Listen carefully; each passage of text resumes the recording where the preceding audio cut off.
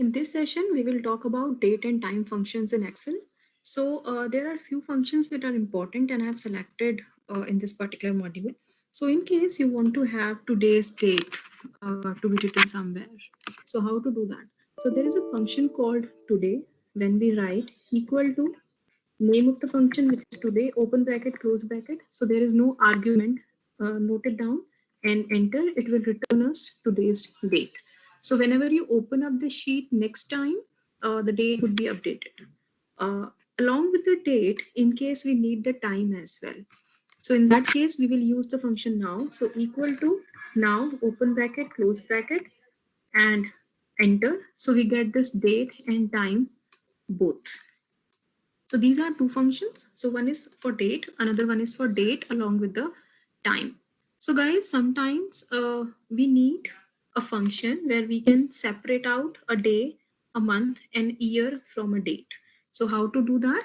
So in case we want to separate out a day, we will write day and we will give that date as input or as parameter. So suppose we want to take out day from this particular date, 7 July 2020. It will separate the day. Similarly, we can use the month function where the argument would be the date and it will separate out the month from it. Sorry, I spelled it wrong. This is how it works. So similarly, in case I want to separate year from it, I will write year and the date and enter. So it will separate out year for us. So these are three functions, day, month, and year, using which you can separate day, month, and year from a day. So these are 5 functions.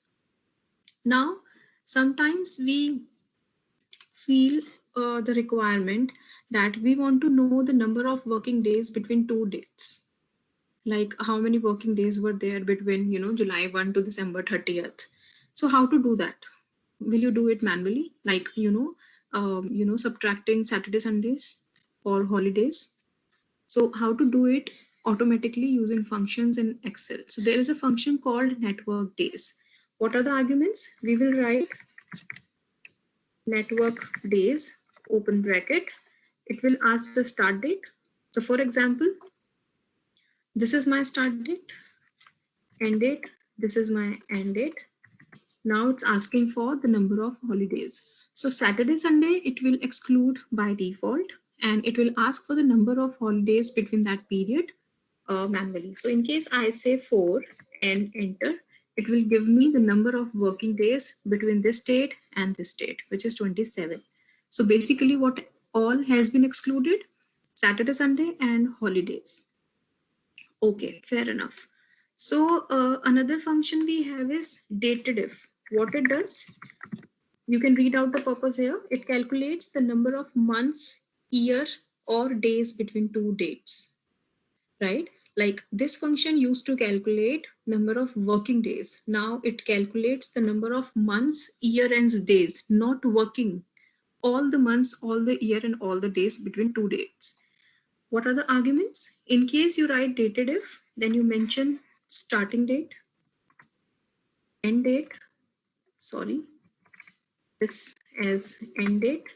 Now we need to write either M, Y, or D, depending upon what we need.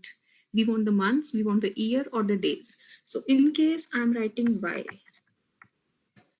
Now in both the dates, the year is same and enter. It says 0 because start date and end date both had year 2020.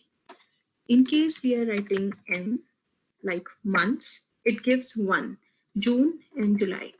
In case we are writing D, it gives me 36. Number of days between these two dates. Now we have a time with us in this pattern. And we want to separate out our minutes in seconds, like we did with the date. How to go ahead with that? So equal to minute and put the time.